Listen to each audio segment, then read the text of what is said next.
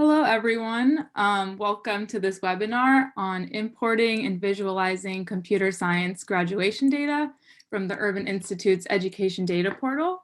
My name is Michelle Menezes. I'm a senior research programmer at the Urban Institute Office of Technology and Data Science. So next slide, first we can get a few housekeeping items out of the way. The webinar is being recorded and the recording will be posted online afterward. You can hide captions or adjust settings with the live transcript button. Slides are posted online at urban.org, and the link will be sent in the chat, and all participants are muted.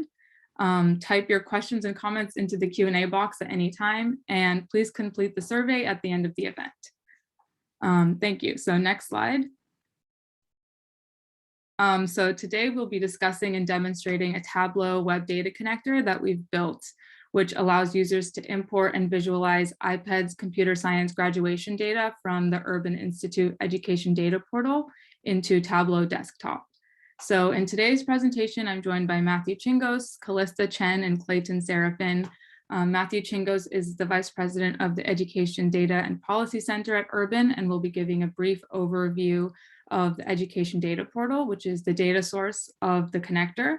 Callista Chen is Senior Director of Programs at an organization called Reboot Representation, which aims to close the gap for Black, Latina, and Native women in the tech sector. And Callista has been instrumental in the design of this connector by helping us to understand the use cases of IPEDS computer science graduation data for organizations like hers and others working to increase diversity within the tech sector.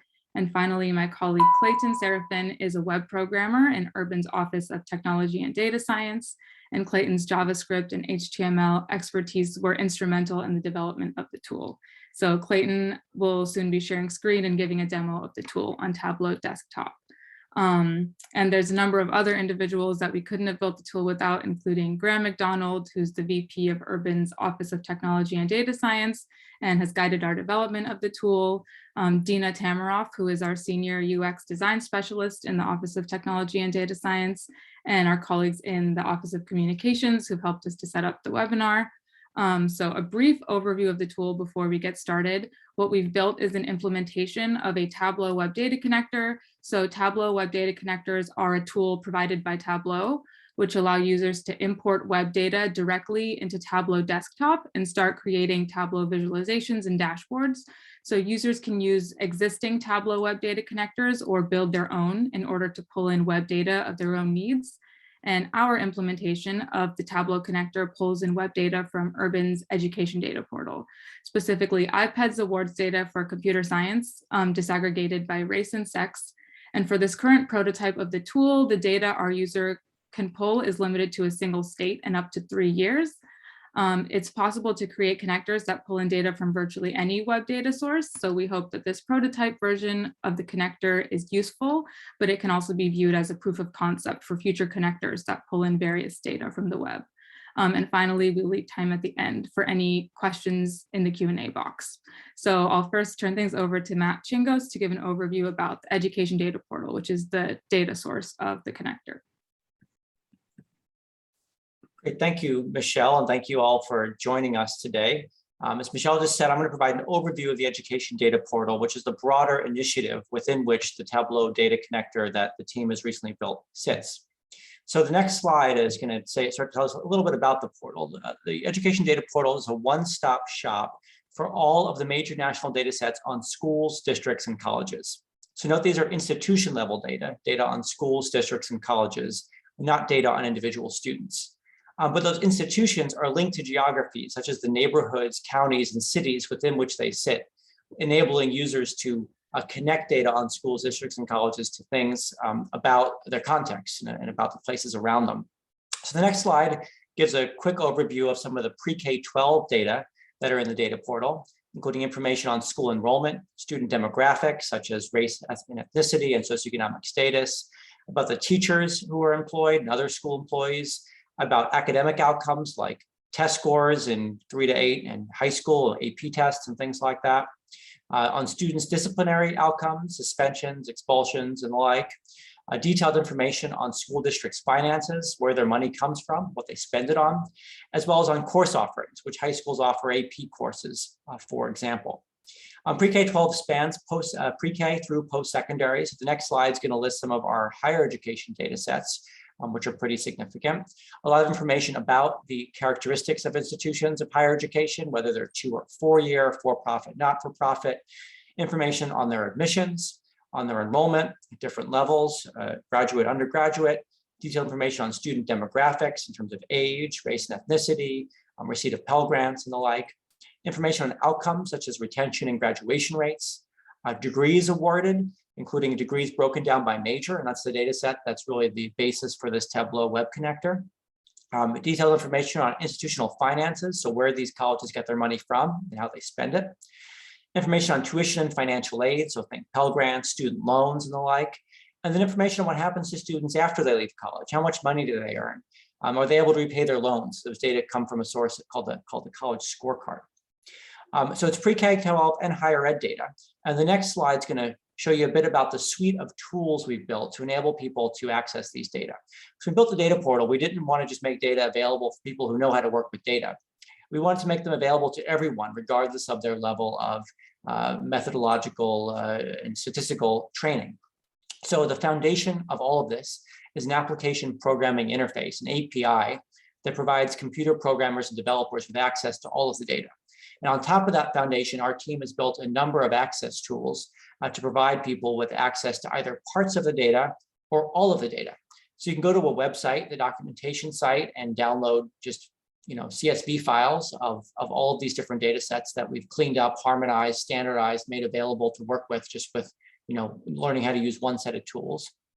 We've also built Stata and R packages. So if you program in Stata or R statistical software packages, you can write Stata or R code to pull data directly from the portal through the API. We know some folks aren't programmers. Some folks know how to navigate the internet and how to use Excel. And if you can do both of those things, you can use our Education Data Explorer, which I'll provide a quick tour of in a moment. And we just revamped. It's a point and click tool where you can access most of the data in the portal. You don't need to write any code. You just click some buttons, get just the data you want.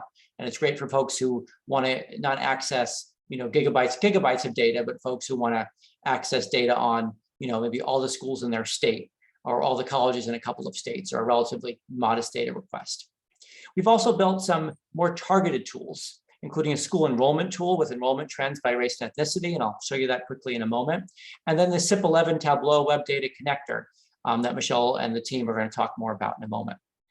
So the next slide is going to be the beginning of a quick tour of the Education Data Explorer. So it's pretty straightforward. You go to educationdata.urban.org, and we'll put that link in the chat for you in case you want to play with it. You click the Get Started button, which will take us to our next screen grab. You then pick, do you want K-12 data or college data? In this example, I picked K-12 data, so you click there, advance to the next screen. You then pick schools or districts, because those are your options for K-12, and here we pick schools, then you advance to the next screen. You pick your geography and your time frame. So here I picked the DC, the DMV area, we call it, DC, Maryland, and Virginia. I picked the most recent year available, so they give me the most recent year of available data, which might be different in different data sets, but sort of the simplest, but you can get data going back to the 1980s in some cases. You then click the next button, which takes us to our next screen. Go through and pick out which variables you want, so you can get some detailed data broken down by student race, ethnicity, and other characteristics. Here I've picked just a couple of things for this example. You click, I think there's a next button there, and you go to the next slide. Click a generate data button, and it pops out a couple of CSVs for you. In this case, a data dictionary saying for each variable, what year is it from, what's more detailed information about it, what's the source of the data, so you actually know where it was from originally. And then a data with, in this case, I only asked for, I think, data on 6 schools. I limited it down within those 3 states. And so there's 6 rows of data there with the schools, and you can also zip them all together and click a direct link and share it with a friend. So say, here's a detailed query I spent some time putting together. You want to go back and modify it later, you want to share it with a friend, we have a link for that. We've also built this more targeted demographics tool. We can chat a link to that as well. So going to the next slide.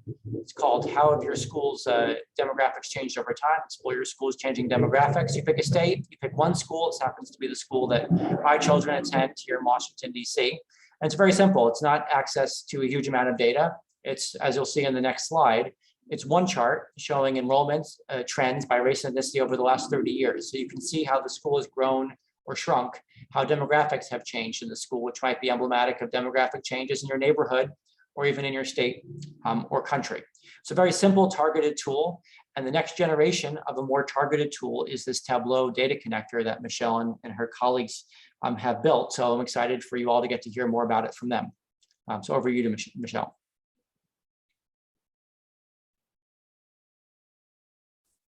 All right, thank you, Matt, for the overview of the education data portal. Next slide. And next slide. All right, so what is a web data connector? So a web data connector is a tool that allows Tableau users to connect to data that's available over the web. So you can use a connector that's been created by someone else, or you can create your own. And building a connector requires coding in HTML and Tableau's JavaScript library for web data connectors. And if you're interested, you can find documentation and tutorials on the Tableau site. And you can visit the Tableau Web Data Connector community portal, which is a web page where you can see various connectors built by the Tableau community that you can use. You can create your own and submit it to this portal. And once our web data connector goes live at the end of the month, you can view it on the community portal. So I will send a link to the community portal in the chat.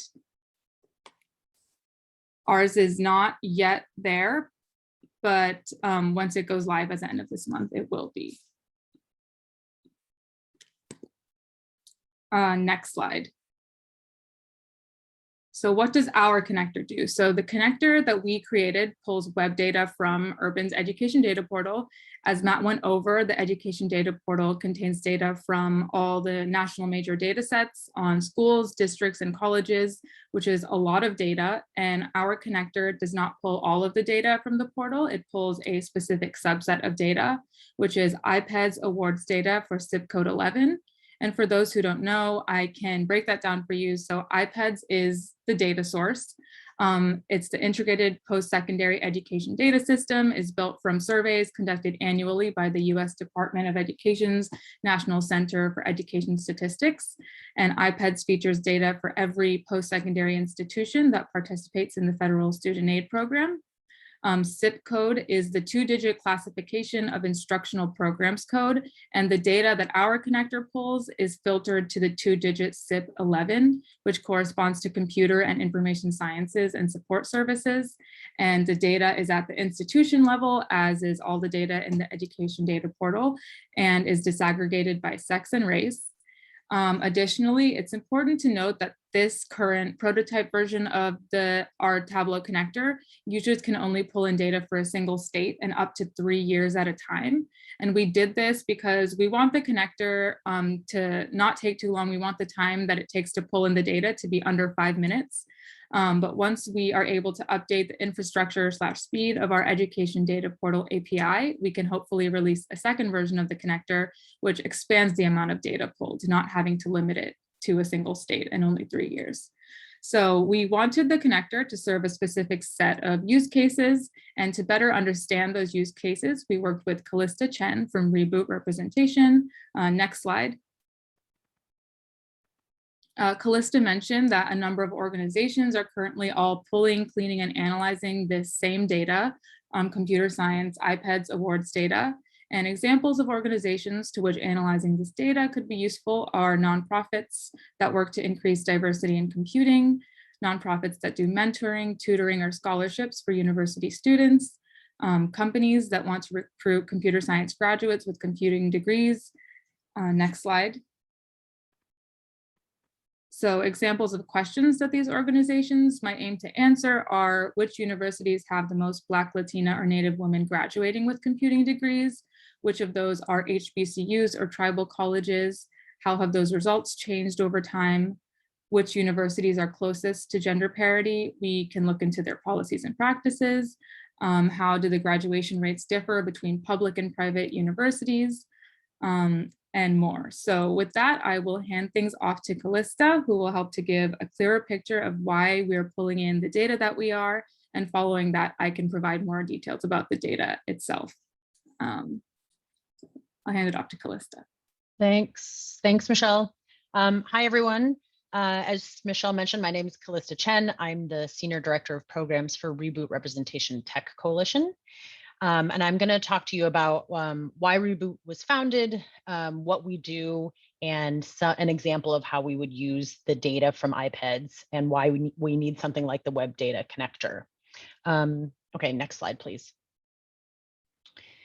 So our organization was founded in 2018 after a report from Pivotal Ventures and McKinsey & Company found that the percentage of Black, Latina, and Native American women receiving computing bachelor's degrees had gone down significantly to 4%. I'm not going to get into all the reasons that equity and diversity in the tech industry is important, but if people want to talk about that, I'm happy to answer questions at the end or refer you to some other resources. So next slide, please. So Reboot Representation is a coalition, as I said, of tech companies. And the point of it is that by acting all together, these companies can do more and have a bigger impact, and we can change the story for what we call BLNA women, Black, Latina, Native American women. And the way we do this is that these companies pool some of their philanthropic dollars, and the Reboot Representation team takes those funds and uses it to support nonprofits, including universities and colleges, community colleges, nonprofits that are serving BLNA women directly. Next slide, please. So our specific mission is to double the number of BLNA women achieving computing bachelor's degrees by 2025. And this slide shows what was called building blocks of effective programs in the McKinsey report I mentioned earlier. So these are the kinds of things that we fund, programs that do things such as cultivate a community of supportive peers or create a sense of belonging. Next slide, please. So one of the questions we get most often is, how does Reboot decide what to fund and who to fund? And so our process, very broadly speaking, is a combination of data and trust.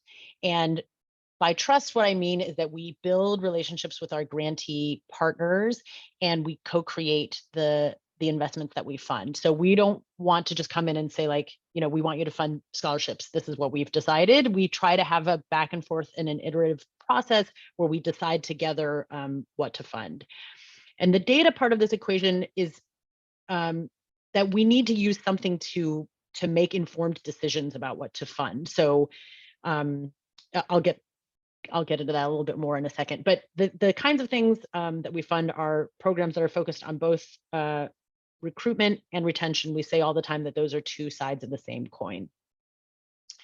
Next slide, please. So very broadly speaking, how do we use the data? Number one, to find the students, find out where the BLNA women are graduating with computing degrees. And then secondly, to measure the impact of our investments. So that's just a really high level why we need this data. So I'm going to give you an example. Sorry, let me just advance my thing here so I know what the next slides are. So I'm going to give you an example of actually one of our grantee partners. Next slide.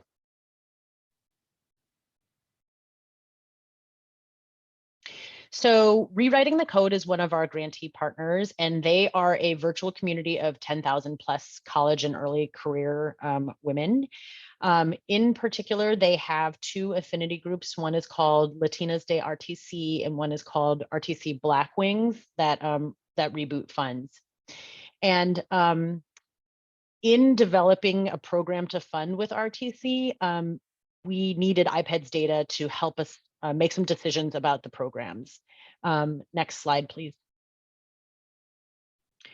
So here are the kinds of questions, and they're similar to the ones that Michelle mentioned, that we would want to answer in designing a grant with RTC. So for example, where should they expand?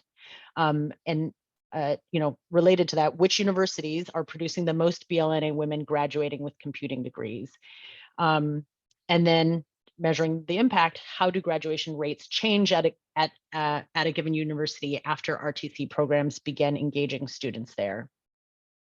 So I'll give you one more example, which is when Reboot first started, we had this mission of doubling the number of BLNA women with computing bachelor's degrees. And an early hypothesis was, oh, we can reach the most Black women by focusing exclusively on HBCUs, or historically Black colleges and universities. So in order to answer or figure out whether that's a valid hypothesis, we would need something like IPEDS data. So next slide, please. Sorry, this is kind of small. I'll talk through it. So this basically, the headline is only 5 out of the 24 institutions with 10 or more Black women graduating with computing bachelor degrees are HBCUs. And you can see it's the blue ones that are highlighted in this. So this is the kind of data that we would need to explore our hypothesis of whether Reboot should fund exclusively or mostly programs at HBCUs. So because you can see that actually I don't need to reread the headline. So this is the kind of slide that we made on our own by pulling all the data from IPEDS and then having to clean it up and then putting it into Tableau ourselves. And I think that with the web data connector, that just is going to save us a ton of time and energy and allow us to do these kinds of analyses more quickly. Let me turn it back over to Michelle. Happy to answer questions at the end too. Thank you so much, Callista. That was such great context for why this tool and the data is important. So now I'll share my screen and we can get into the tool itself.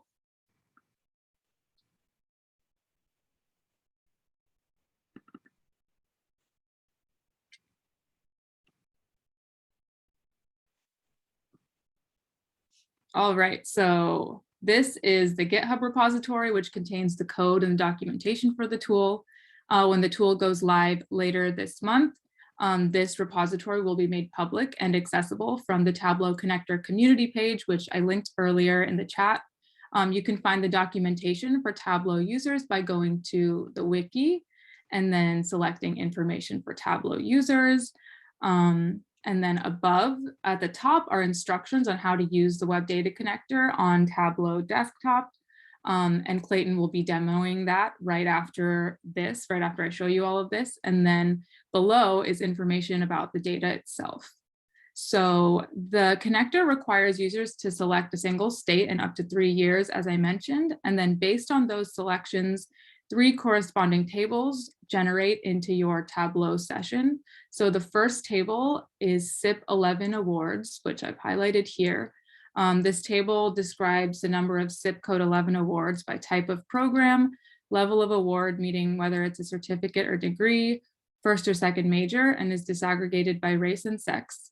And the indicators in this table include unit ID year, unit ID. So unit ID is the unique institution ID, year, SIP code, which will always be 11 in this case, award level, major num, which is whether it's a first or second major, sex, race, awards, and all of these indicators, except for unit ID year, which I'll explain in a second, were pulled straight from the education data portal.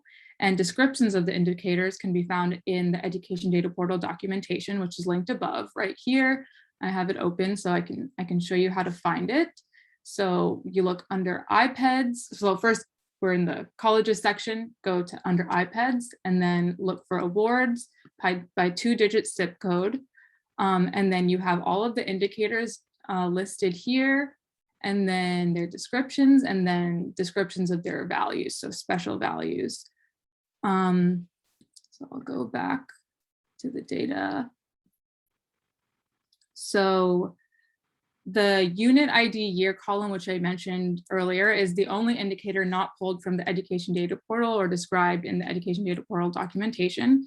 And it was created by appending unit ID and year, both of which were pulled from the education data portal. And the purpose of the column is to serve as a unique indicator on which the awards data can be joined to the institution data. So it's a unique indicator for each institution year combination. So that gets us to the second table, which is the institution table. This table contains directory information for every institution in the IPEDS universe corresponding to the selected state and years. And the columns in this table are unit ID year, institution name, a bunch of location indicators, including state abbreviation, zip code, county FIPS, region, congressional district ID, institution control, which is whether it's public or private, institution level, whether it's a 2-year, 4-year institution, whether it's an HBCU, tribal college.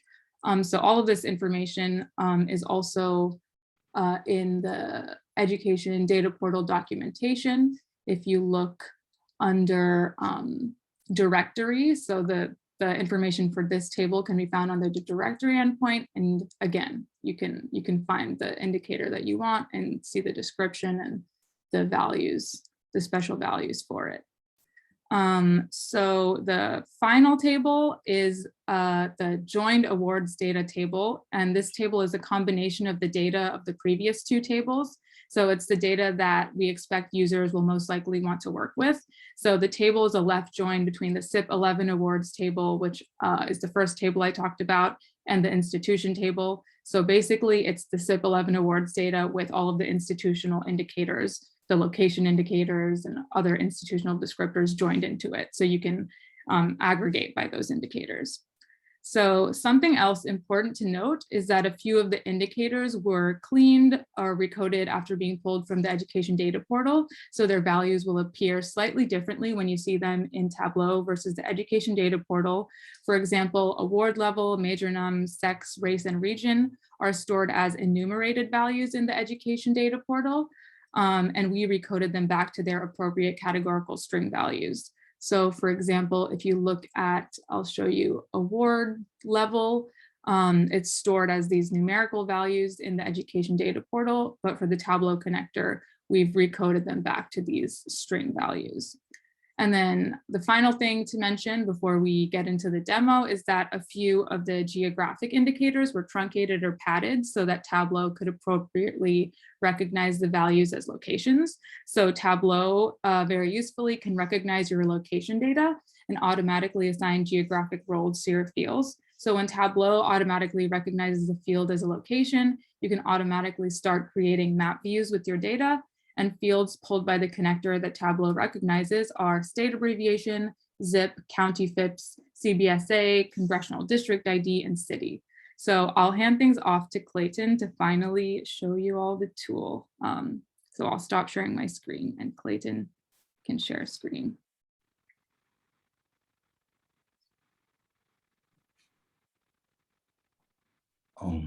Thank you, Michelle, for passing me the screen. So as we guys just heard it, we are about to create like a quick demo on how we can use the web data connector that we created.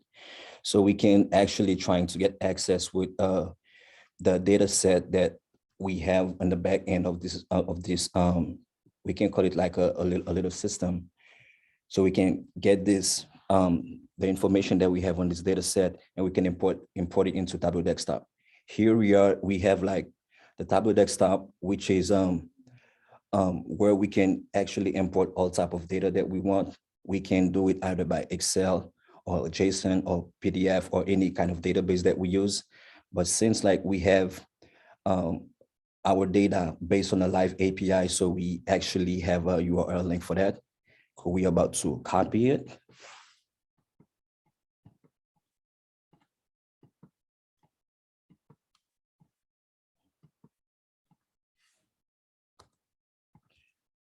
And now, and all those resources that we have, like we are going to use the web data connector that so we can paste our URL link.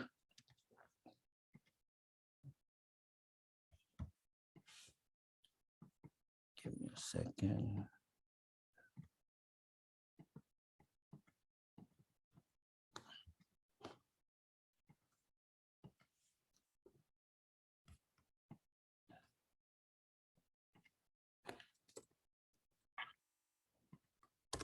And we press enter.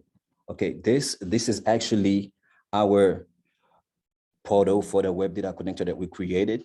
And this actually, we have 2 fields that correspond like to the different tables that we created in the back end. We create like 2 tables as Michelle mentioned it. One where we can specifically have like the state and the different information and parameters that have to do with the state, the institution that we have in those different cities of the state. And the other one has to do like with the different years comparing to the awards that we have based on the race, sex and ethnicity from like, I think as Matthew said it from 1997 to 2019. So now, I mean, as we're going to have it, we're going to work with one state. Let's choose like New York, right? We'll choose New York. And here we can choose up to 3 years. We make sure we mitigate the amount of use you can use because as we said, it's like a huge data set. So to make sure like we can render this information as quick as possible. So we limit the amount of view that we can choose, and we are going to work with the most recent years. So we're going to use 2017, 2018, and 2019. Okay, so now when we click on get data.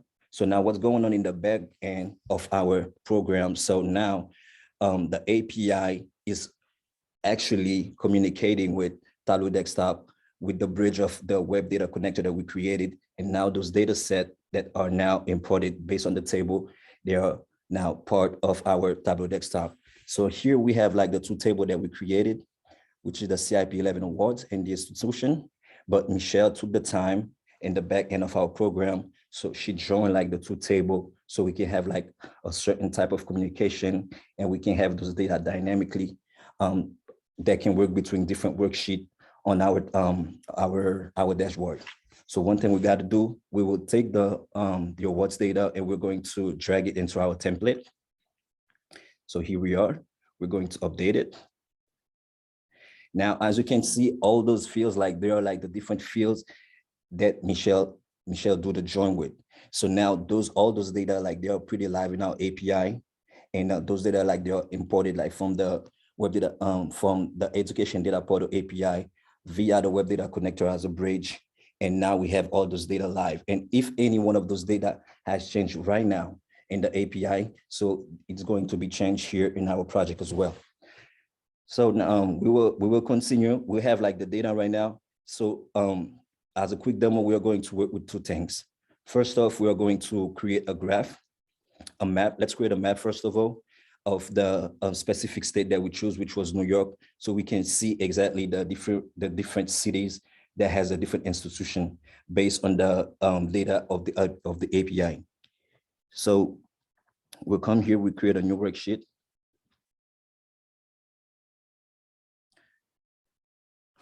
We're going to rename it. Let's call it map. And to do the difference, we can make sure like we choose like a specific color for each and every worksheet. Okay, let's go as a map. Let's choose green for Earth. And now what we can do here, so now all those parameters that we had like based on the table. And as a map, we are going to work with the city location. And now to respect like the architecture of the map based on Tableau Desktop documentation, as Michelle mentioned it again, like we are going to drag the city location on the state abbreviation. So now, as you can see, those 2 data, they are going to join together and have like a subset. And we can take the city location and drag it to our template. Taking some time. And now here we are. Now we have like our map and we remove the city location on the rows. We can have it as big as it is here. So now we have a map. Here that we have the map, we can see this is like the specific city that we choose, which is New York. And we can keep working on that first off, and we can put the city location as a filter. So what does that mean? We put the city location as a filter, which means all the different cities that we have in the state, they are going to be available for us to work with. And if we try to drag it here, as you can see, we will make sure like we have the city location as a, we will show the filter first. And when we show the filter, those are like all the different cities that we have in New York.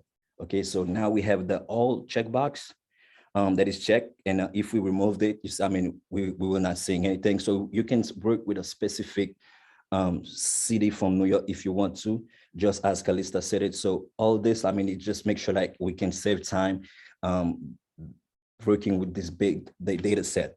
So now we had it, we can make sure we do some quick customization, make sure we can have each and every city with a different color for the dot. We make sure we have it like that. And on the map, real quick, which is normal.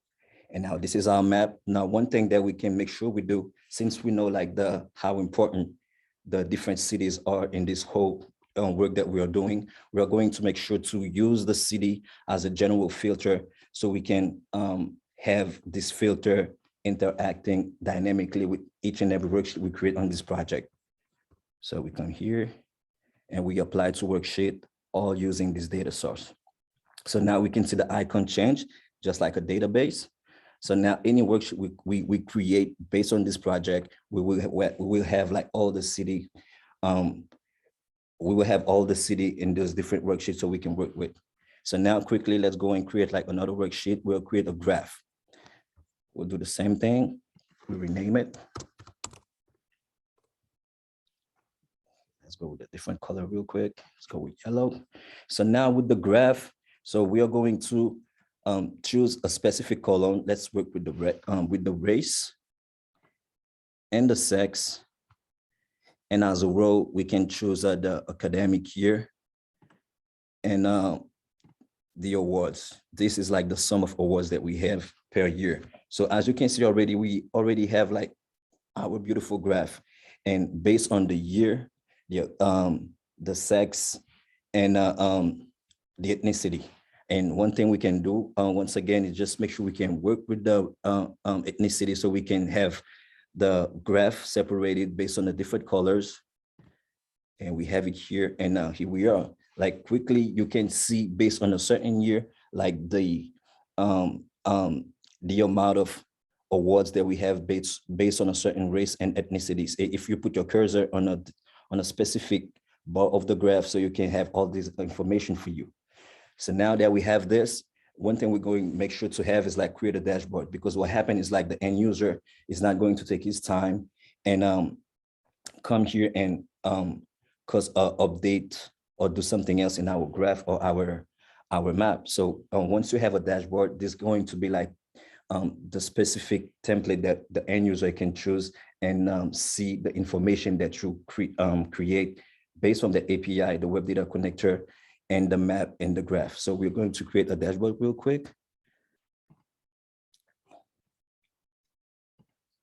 Let's do this.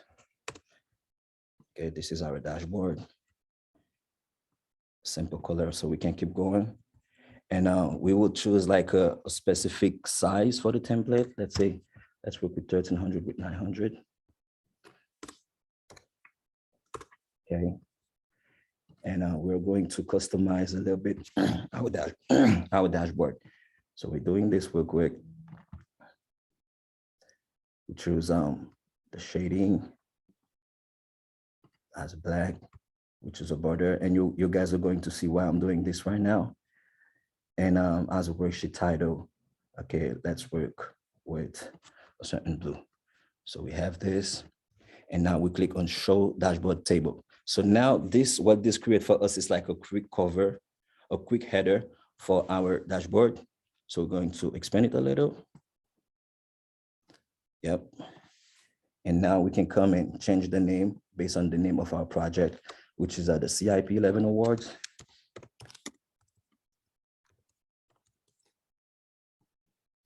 Do this, expand it a little, center it, and we put it white. For the color, we apply and click OK. And one thing we're going to do quickly, is we're going to choose like an image that represent urban. So the logo, do apply, we do that.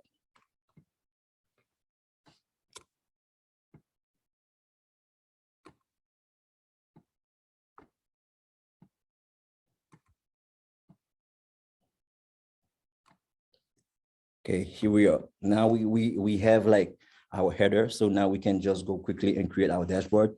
First thing first, we're going to drag the map in our template. We drag the map. So now we have like the same map that we had on our worksheet, but now we have the graph too, which means like we have to create a place in our template for the graph. So we are going to place the object horizontally. So we're going to click on the horizontally object. So now we have place for our graph, which we can drag in here as well. So here we have in our graph and our map on the same dashboard. But no, now one thing that happened is like we have our dashboard static, which means nothing can happen besides the colors that you can see. It's only based on a specific city, which was the city that maybe was selected in the graph. So now one thing we can do, we can choose both the graph and the map as a filter so they can interact dynamically based on the different filters that we have here. So we're going to do this as a filter for the graph, and we're going to do this as a filter for the map. So now what can happen is like if we click on the specific city like Oswego in New York, automatically we can see like the graph change based on the city that we selected on the map. And it goes for each and every city that we have in the state. So there is so many things we can do with Tableau Desktop and the web data connector that we created.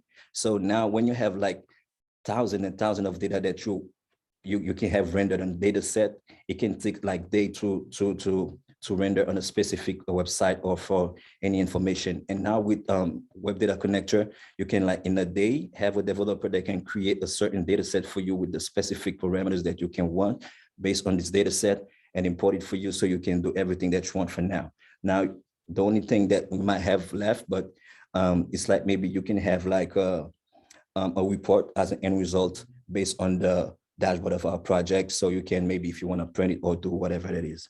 So for now, this was like the quick demo that we created for you guys, and we are going to hand it over to Michelle so we can continue with the webinar. Thank you.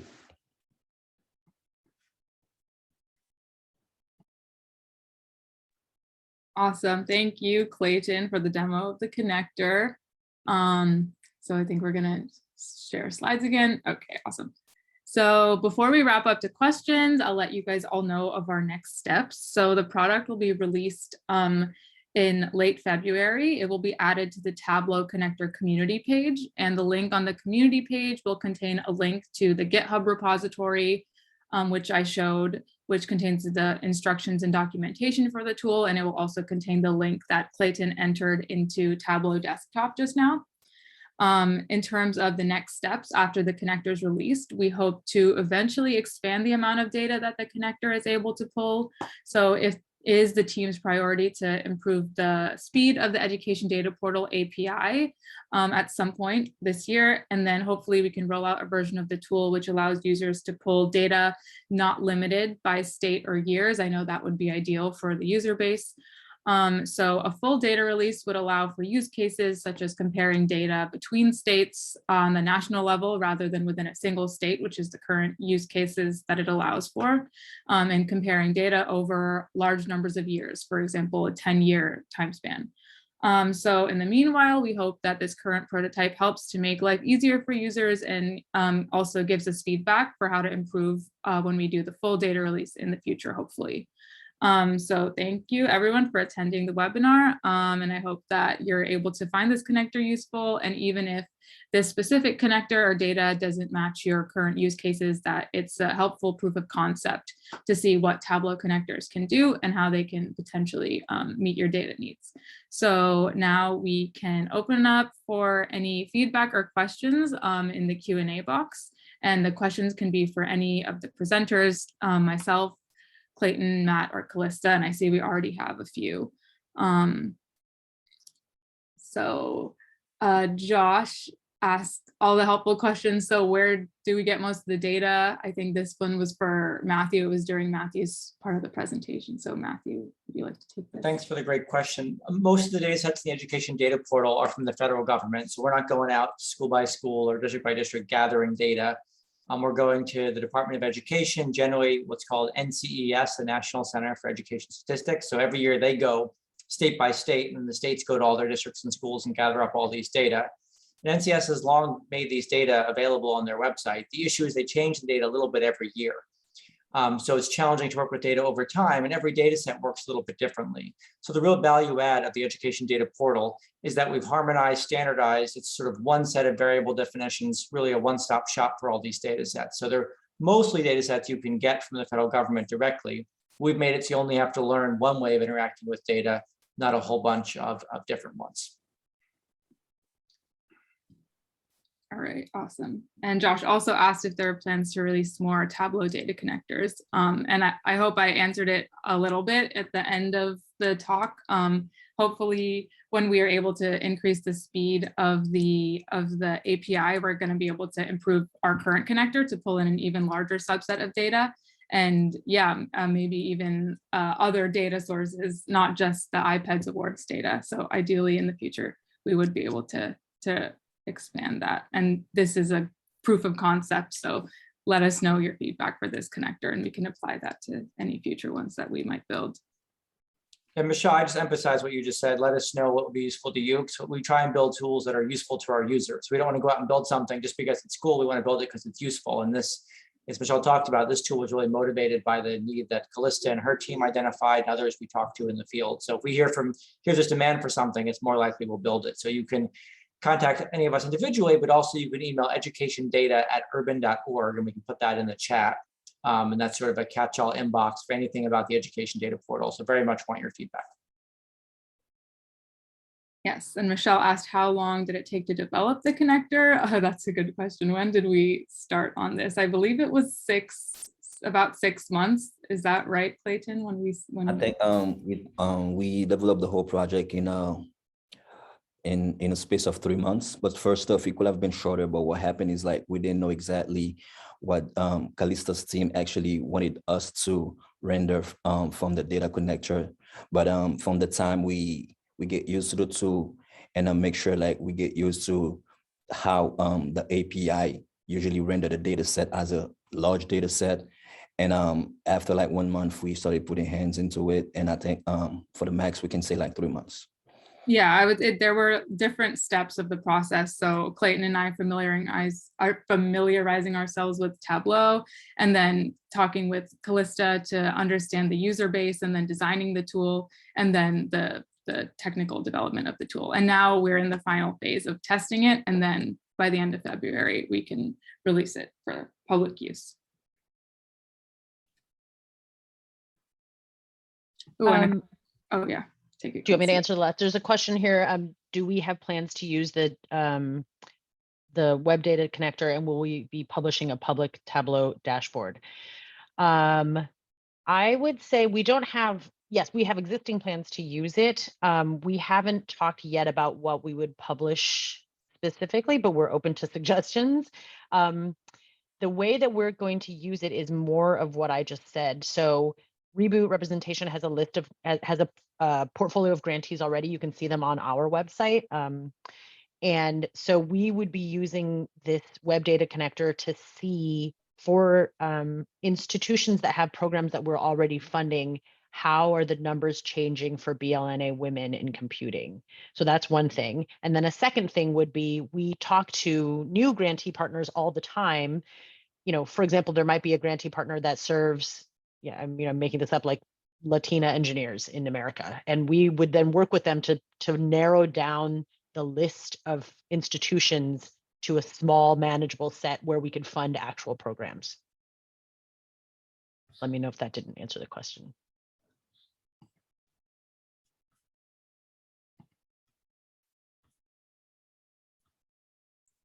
There was also one question that I accidentally marked as answered live when I was getting used to the Q&A box, but it was, could you generate a report for 3 non-consecutive years? And the answer is yes, you can do that.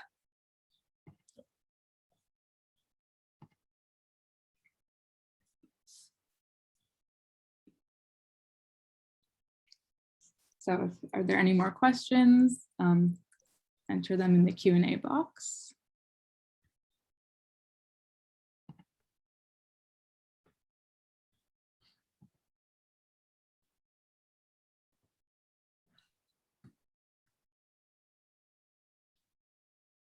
All right, so if those are all the questions, then we can wrap things up. Thank you everyone for attending, and Callista, Matthew, and Clayton for speaking and sharing with everyone. And we will keep everyone updated on the release of the tool. Check the Tableau connector community page at the end of the month and the link will be available.